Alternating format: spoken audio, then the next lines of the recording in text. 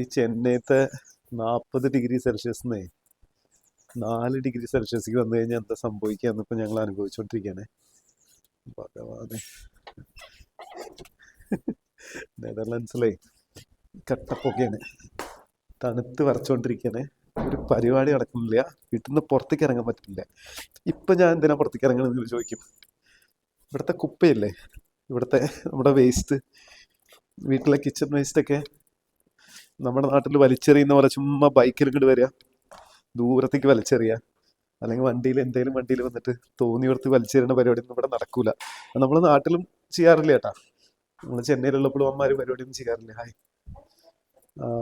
So ഇപ്പോൾ ഇവിടുത്തെ system ഒന്ന് കാണിച്ചു തരാൻ വേണ്ടിയിട്ടാണ് ഞാൻ ഈ വീഡിയോ ചെയ്യുന്നത്. എൻ്റെ കയ്യിൽ കുപ്പയുണ്ട്.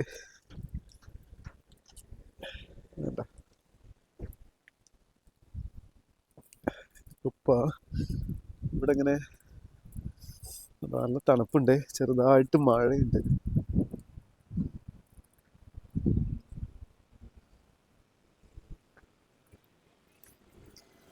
റോഡിന്റെ സൈഡില് കുപ്പയിടാനായിട്ട് 2 ബോക്സ് ഉണ്ട്. അതിനകത്ത്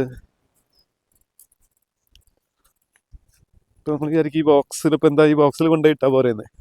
അങ്ങനെയല്ല, നമ്മൾ ആദ്യം ഈ സാധനം ഇവിടെ വെക്കട്ടെ. ഇവിടെ വെച്ചിട്ട് വേണ്ട,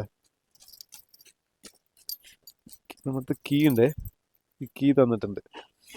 ഈ കീ നമ്മളിവിടെ ടാപ്പ് ചെയ്ത് കഴിഞ്ഞാൽ ഈ സാധനം ഓപ്പൺ ആവും, മനസ്സിലായോ?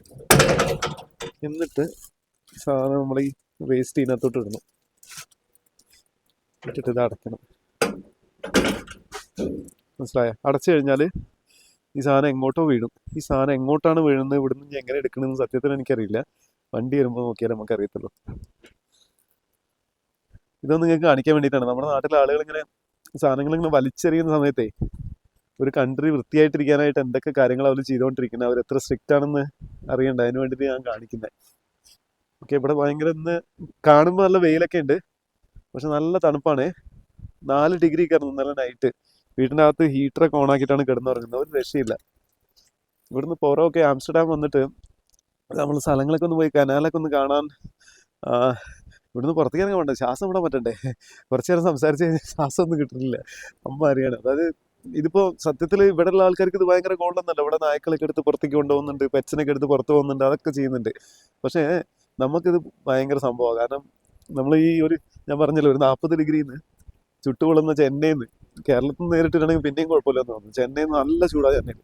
അവിടെ നിന്ന് ഇങ്ങോട്ട് വന്നിട്ട് പെട്ടെന്ന് 4 ഡിഗ്രിയിലോട്ട് വരുമ്പോഴേ ആ ട്രാൻസിഷൻ ഭയങ്കര ബുദ്ധിമുട്ടാണ്. അതാണ്. സോ നാളെ ഒരു പുതിയ കാര്യമായിട്ട് വരാൻ വീഡിയോയിൽ കുറച്ച് തണുപ്പ് കുറച്ചൊന്ന് അഡ്ജസ്റ്റ് ആയി, നമ്മുടെ ബോഡി ഒന്ന് അഡ്ജസ്റ്റ് ആയി കഴിഞ്ഞാൽ ഇവിടുത്തെ പുറത്ത് നടക്കുന്ന കാര്യങ്ങളൊക്കെ ഒന്ന് കാണിക്കാൻ പറ്റൂട്ടാ. ഓക്കെ, ജസ്റ്റ് ഒന്ന് സ്ട്രീറ്റ് ഒന്ന് കാണിച്ചു തരാം. നമ്മൾ താമസിക്കുന്ന അപ്പാർട്ട്മെൻ്റ് ആണ് ഇത്. തൊട്ടടുത്ത് റോഡിൻ്റെ സൈഡിലാണ് ഇതൊക്കെ വണ്ടികൾ ഇവിടെ പാർക്ക് ചെയ്ത്. ഇവിടെയൊക്കെ എനിക്ക് തോന്നുന്നു കാറൊക്കെ